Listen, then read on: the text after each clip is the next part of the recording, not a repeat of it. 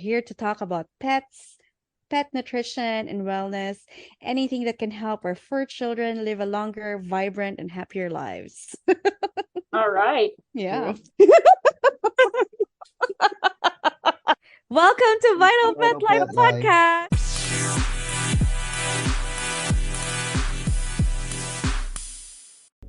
Today's episode will be one of a kind as we have a special guest and also a fur mom to a cool bulldog, a very famous one. So we'll talk about thrill seeking and fearless snowboarding and skateboarding with her fur baby.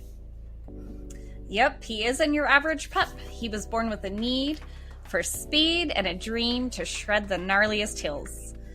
One of his videos went viral on TikTok with 45 million views, and he became an overnight sensation. So let's get started. Hey everyone, this is Donnie, your chief treat lady. And this is Dr. Amber, your official veterinarian at Vital Pet Life. Let's all welcome Jami, the fur mom of Chowder the Bulldog. Hey Jami. Hey. Hi, Jami. Thanks for having me on today. Super excited to be here. Oh, thank you for giving us your time, and we're just super excited to talk to you about Chowder and how we can learn more about your journey with Chowder and at the same time Chowder's life.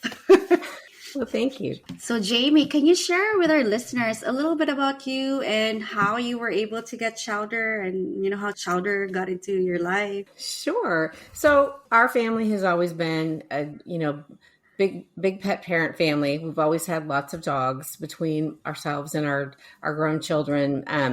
Right now I think we have 7 between us. Wow. We had an English bulldog named Gidget, who was the love of my life dog. She unfortunately passed away when she was 10 years old. And I took it really hard. Really wasn't looking to get another bulldog or another dog right away. I think my husband was worried about me because I was just sad. And so what we decided to do is, instead of get another female bulldog, we thought, well, gosh, we don't want to try to replace Gidget. That could never happen. And it wouldn't be fair to bring in another dog that we were constantly comparing to Gidget. So we decided to get a male bulldog, and we really hadn't had male dogs before. We've always had females. And so we were expecting this really cuddly, sweet bulldog, like our previous experience with bulldogs had been.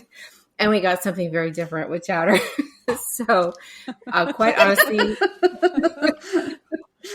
really for the first 2 years, we really didn't know what to do with him. He was just completely different. And it was a little challenging because he wasn't cuddly. He wasn't super affectionate. I could tell he liked me, but it was just different. And he honestly always looked bored by us. We would take him out. We'd be throwing balls. We'd be doing all the things that you do with dogs, right? And going for walks and all these things. We tried everything, frisbees, and he did them because he had a real need to get physical activity every day, like aerobic type of physical activity. He had to burn that off, but he just didn't look like he was having fun with us. And, we're older. We both have big jobs that we work all the time. And so I would be going out in our front yard and I literally 4 or 5 times a day for 15 to 20 minutes, throwing something for him to get him to burn off the energy. But he always just looked a little unhappy. And just by chance, I know it made us really sad, actually. I mean, we've never, ever given a dog away because it's their family. But we literally were thinking, gosh, maybe Chowder should have been in a home with 7 little boys that could be running around with him. And we were literally thinking for his sake, does he need more activity or more fun than 2 middle-aged people can give him? And so we were sad, though. I literally have never had a dog that I didn't bond with. We just didn't feel like we were bonding.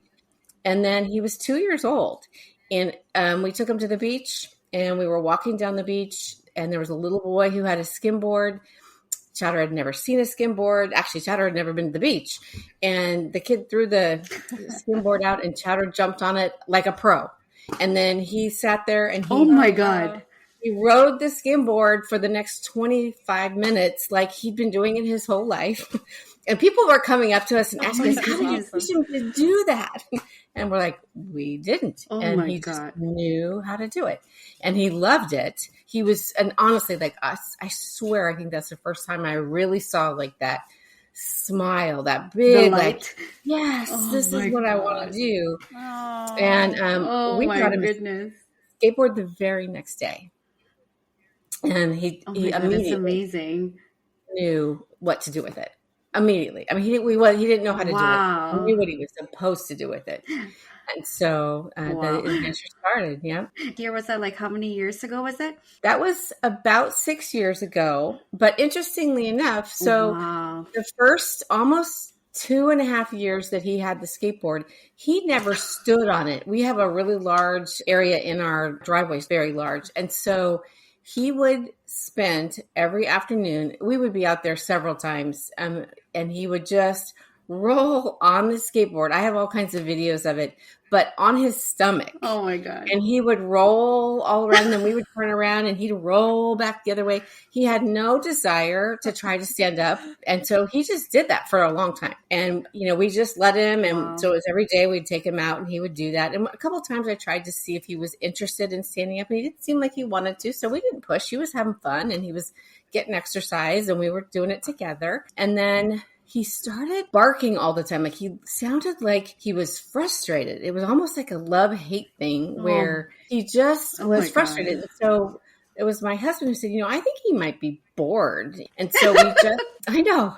And so we had spent hours with him out in front of our driveway. In fact, okay, here's how crazy we are. And I have videos of this. We bought gymnastics cushions. And we would every day we would line the perimeter of our driveway and garage with these gymnastics cushions. And we have a really long driveway with a hill, and he would ride down that, and then he would go into the crash cushions, and he loved that. He would do it 10, 12 times a day. And it was what he loved more than anything, is doing that. And so, Oh my God. and we decided, okay, he's seeming a little bored. So we took him up to a local church that has a slight hill, and we started taking him there. And that's when all of a sudden, so we were like 2.5 years in at this point, and he had pretty good control of the board. He'd gotten control of, he kind of knew how to do things with it. He just wasn't standing on it. And the minute we took him to that church, and he had like some wide open space and a hill, he stood up, and then it was amazing how quickly he got good after that. He started, he wanted to ride every hill we could possibly find for him. Absolutely no fear. Loves doing new things, loves learning new things, understands the concept of practice, which has always surprised us, but it really does. Yeah. Yeah. So I think that's really amazing. I figured how Chowder pretty much wanted to show you guys, because as you said, like, were you middle aged? Like, what? I don't know how old you guys when you got them, but I think maybe Chowder's like, you know what, we can still do this together. maybe, Which is amazing. It's been really a fun, and it's evolved. I mean, it's been really interesting to watch him. And when he skates, we take him out with skaters now, because he's too good to skate with anybody in our family. Like, my husband started skating with him, and so did my son. And Chowder's just gotten better than them. And so it's really cute, because we'll take him and we'll have him skate with young skaters that are real good. And you could just see it in his face. He just wants to be with them. He knows the difference between them and us, and he wants to go skate with them and be one of the boys. And it's really fun to do that. But what the skaters will tell us, that's really amazing. It is. And the skaters will tell us that he thinks like a skater. Like, he does a lot of funny things that skater does. Like, we cannot end a day where we go do a skate session on a bad run. We have to do it like where he does well, because he's very expressive. You can tell if we try to end a skate session after he's, fallen, or he didn't make a turn or something, he's literally like depressed, and he will be all night. And that's how skaters are too. All skaters, they'll always end their skating on a good run. Oh my God. Wow. That's really cool. Chowder. I'm crazy. just like trying to figure out like if maybe in Chowder's past life he was a skateboarder like champion.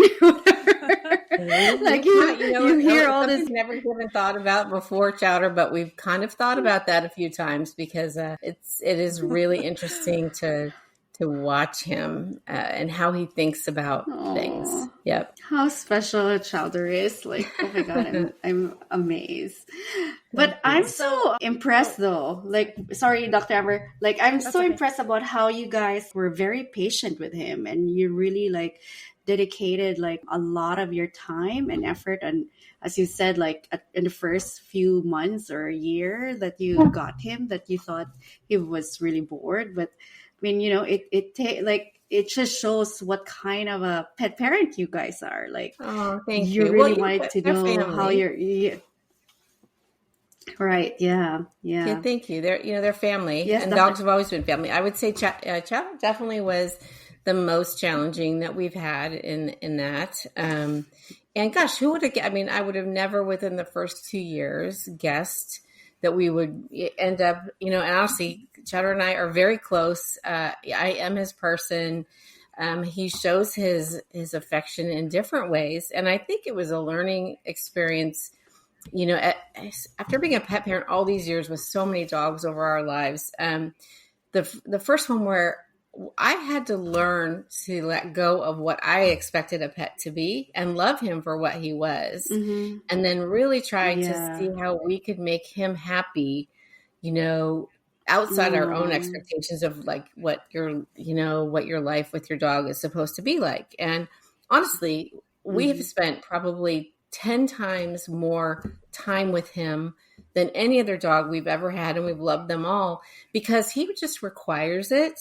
And if we didn't, he would not be happy. If he goes one day where he can't do something fun that he likes outside, he gets very sad. And I think it's made me realize, I don't know that I thought about it so as much before Chowder. I will always now, but how much, whatever it is that a dog likes to do or what means something to them is like, even when it's not convenient for you, it means everything to them. They wait all day for it.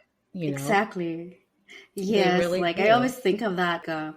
We pretty like they wait for us to come home or to spend time with them. And how many years, do they really have time with us? It's not our own lifetime. So I think it's a good segue, questions about because now Chowder is a senior dog. 6 years ago. 8. So I think, so he's 8. Like Dr. Amber, I know it's different in every breed that we can determine when a senior dog is, or when do you think we should say, okay, my dog's a senior dog now? Yeah, so there's quite a bit of variation because small dogs tend to live longer than larger dogs. So small breed dogs, around 11 to 12 years old, we consider them seniors. Medium dogs are about 10 years. Large breed dogs at 8 years old, they're considered seniors. And then giant breed dogs, about 7 years old, they're considered seniors. So where does Chowder, qualify? Bulldogs are hard because they're like these bulky dogs in little bodies. So I would probably consider, medium. Medium Bulldogs, size. medium breeds, yeah. So he's still in the cups then of not being a senior dog because he's 8 for mid-size. You said it's starts with it comes to 10 or 11. Yeah, I would say he's getting close, but maybe not quite. Not quite a senior yet. Yay, Jami. We still have enough time. Yeah. He hasn't slowed down too much yet, so he keeps going. That's good. And a little bit in the joints, but other than that, I haven't seen a big difference. That's great. And especially for his breed. I mean, bulldogs, unfortunately, can have quite a few, they're genetically predisposed to having quite a few health issues. And to keep him in such good shape, really good cardiovascular health. And that's awesome. And I think that's going to just prolong his life by being so active and healthy. Thank you. Yeah, I think so to Chowder, like thinking, I always think of it with Tuxedo. I allow him to snuffle or like go out and sniff and do all those like things, keeping them engaged. I feel just like us humans, the more we keep our mind engaged, the more we don't age as fast as we think it is, Right. that we think so. Absolutely. Yeah. I totally agree. I think that mental stimulation is so important. Yeah. for 'em. Yeah, because it's not just getting on the board and shuffling around. Watching his videos, you can see he thinks ahead. He's like a problem solver. So it's not only good for his body, but for his mind too. Like he's looking at these courses, he's looking at the hills, he's going around the corners, and gosh, it's just awesome. I'm just amazing. So impressed. It's amazing. Yeah.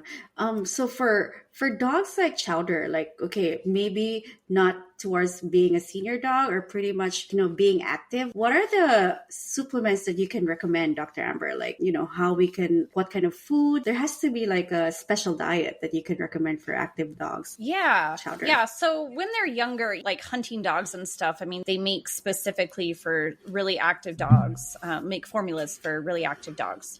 As they get to be seniors, I would always recommend a senior formula, just because senior dogs, and this probably doesn't qualify for Chowder because he's still so active, but as they start to slow down, obviously they're going to burn less calories over the day.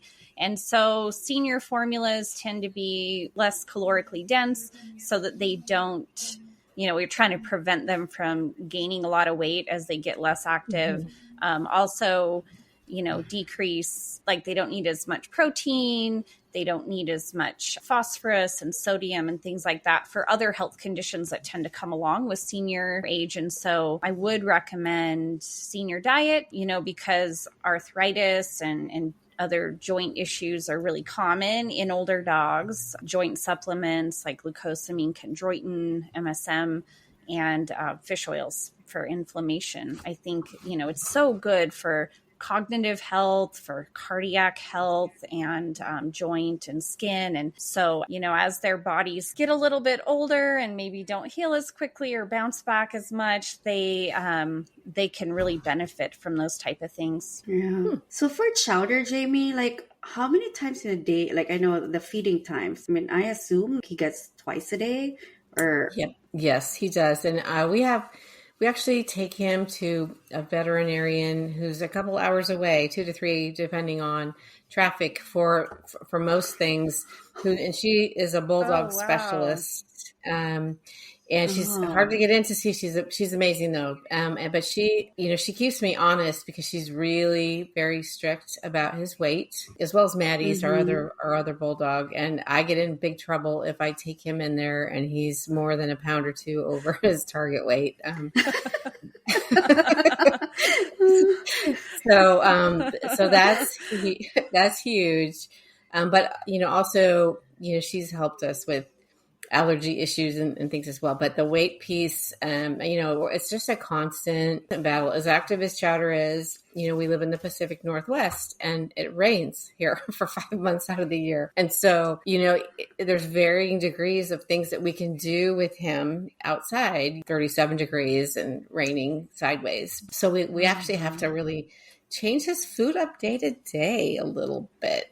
Otherwise, I mean, he gained weight along with me during the pandemic, and that's where I first got in trouble with a vet. But me too. I mean, that can just no, it can happen, right? So, the weight thing is really, really important. And I can see how important it is with everything, with his breathing as he's running around out there, and and the skateboarding, how long he can skateboard because of the breathing, and then also just the joints and such. How it's much easier on him when his weight isn't higher. Wow. Yeah. That's so amazing. Let me ask you, Jamie, on those days where it's raining like crazy and you can't go outside, and he's going stir crazy because he wants to skateboard, what do you do to keep him active? It is insane. Yeah. Those days we dread so much because it's horrible. But what we have a couple of things. One in particular that is actually we've actually done videos of it and people think we're nuts. But we have a dog. Our house is dog friendly. There's nothing in our house that we're that worried about. But we found a silicone silicone frisbee, so it's soft. And we play like a keep away frisbee in the house, where the dogs run across and they both are trying to get the frisbee. It gets very brutal. It's very competitive between the two dogs, but they love it. And it's an exercise. We'll do that for about a half an hour, and they're about as tired as you can be, just going back and forth. But it's, it burns off that angst. And we've done different things with different balls in the house too. But yeah, we definitely, here in the Pacific Northwest, you have to come up with, plan B. So indoor. Yeah. So does he still beg for his skateboard on those days? Like, and if you let him out in the rain, would he still skateboard? Or is he like, yes. And occasionally we will, I will take him out in the rain and let him skateboard in the rain, but I just won't let him do hills because that's dangerous. But I'll let him go roll around. Oh, yeah. It's terrible for the skateboards, but sometimes you're like, okay, whatever, let's just do it. But no, what he does is at about 2:30 or 3 every afternoon, he starts to stalk us. And it's horrible. Like, you're like, oh my gosh, please. But the bug eyes sitting right next to you, kind of irritated because and then if you haven't taken him out by 5 o'clock, he's just fit to be tied. So yeah. Oh my God. They definitely have an internal clock. He's like, it's skateboarding time, Mom. Yes. And it's so funny too, because he kind of knows. We all take turns. Everybody in our family takes turns. It's generally my husband and I, but our kids spend a lot of time here at our house. So somebody will take him, but he kind of knows, like, he looks to see who has the right shoes on, and then he sticks with that person. Oh my God. Oh my goodness. So smart. Oh my God. Yeah. Wow. Looks like I love Chowder. This has been in my mind too. How did you come up with his name? Yeah. Well, we had just moved to the Pacific Northwest, and we were trying to think of something local, and so we were kind of thinking like clam chowder. Nice. That's awesome. I've had clam chowder in actually, Seattle. It fits him. So somehow. I love it. Yeah. So, Jami, teaching like Chowder, what do you think you can give tips to our listeners? Yeah, or develop like a skill, like, because you guys are very patient. I feel like I bet there's also like a connection why you guys were able to figure out there's something like the energy of Chowder. He needs to do something, right? Some pet owners will just like, I have no idea, like, he's just bored, like, I don't know, like, well, it's funny. Go ahead. Go ahead. I really genuinely believe Chowder is just a little bit unique in that I don't think that we were experts or did anything, special. I really feel like, other than, we wanted him to be happy, and he really seemed to love skateboarding. He was sort of obsessed with it. So I'm like, okay, he loves this. And you can just tell, honestly, with his face, you can tell what he likes and what he doesn't. So that's all we did really with the whole thing, is if there was something that he loved, we would try, like we tried skate parks, didn't seem to be his thing. So we just didn't go to those. That's just, we didn't push it. We didn't try to make him learn to ride skate parks. We're like, he doesn't look like he's having fun there. He was trying, but he just wasn't, you could just see it in his face. He wasn't loving it. So we didn't do that. The things that he did love, we worked on that, and so, and again, he seems to love to practice. He genuinely understands the concept of like accomplishing something, and he really does understand that. And so he would be super focused, and sometimes we were ready to go home and he just wanted to keep doing it until he got something right. And then he was happy and ready to go. So we just kind of have always taken the lead from him. It made him happy, and it was, a fun family thing for us to do together. And, that's really, but we didn't teach him skills. We really more kind of acted like his assistant, because he genuinely, we really are. We're the ones, we move the boards, we, position things, but it wasn't like anybody was, teaching him. We weren't even skaters. He would learn some things. Like, we did notice he would watch his dad or brother try to do the same thing. So there was a little bit of that, but there was never any formal anything. It was always just, taking him out and seeing what he wanted to do. Wow. Yeah, because you could see all this like pet parents that are teaching like animals to do this. Like, I see like all those like dog shows and they have treats in the corner, like when they have to like stay still when they're being checked. Wow, that's really amazing. Like I could imagine that he doesn't even care about treats when he's like doing these he things. doesn't. And honestly, we actually have some really good friends. In fact, we took a trip down to Southern California and we skated with some different dogs who skate along the way that we had met online and, became friends with them. And we have a couple of friends who their dogs were motivated by treats. And so they taught their dogs with treats. And it was really interesting skating with them because their dog would do something when they gave them a treat. Chowder is just built differently. He doesn't want any food. He just wants to skateboard, it's just a different motivation. He's in it just for the pure love of the sport. That's awesome. Totally. Adrenaline rush. Yep. We don't know why, but he wants anything board shaped. So he tries to follow, he has had one surfing lesson and we're going to do more, but he tries to follow our daughter in the water when she has her surfboard. We have a paddleboard here, paddleboards here. He wants to get on that, the snowboard. He didn't even know what we got him one. He didn't even know what it was, but he knew it was board shaped. So he got on it and we went down, it's just so interesting how in his head, it's like, okay, it's the right shape. I'm getting on it, Yeah. Wow, Chowder. He's really special. Oh my God. He is. Thank you. I think so too. I do. But all of our, aren't they all special? They just are all in their own ways, right? Yeah. Our babies are like, I feel like Tuxedo is very special. He talks to me and I'm like, oh my God, you're so cute. It was it just stares at me. But I'm just in awe, like Chowder. Like I want to see, or I just want to think more about like what Chowder brings to us, like what he's trying to teach us. Like as I said, Chowder came to you guys to tell you guys that you guys can still do a lot of stuff with him. Amazing. Yeah, I feel like Chowder was put in our lives for some reason. I'm not sure exactly what it is. If nothing else, maybe it just was because with the pandemic and the world being crazy, he's just made people smile. Maybe that's it. And that's actually one of the reasons we've continued to do stuff on social media. It takes a lot of time, and sometimes, we just don't have time for that, but we do it because it seems like, the world just needs a little bit of extra joy right now.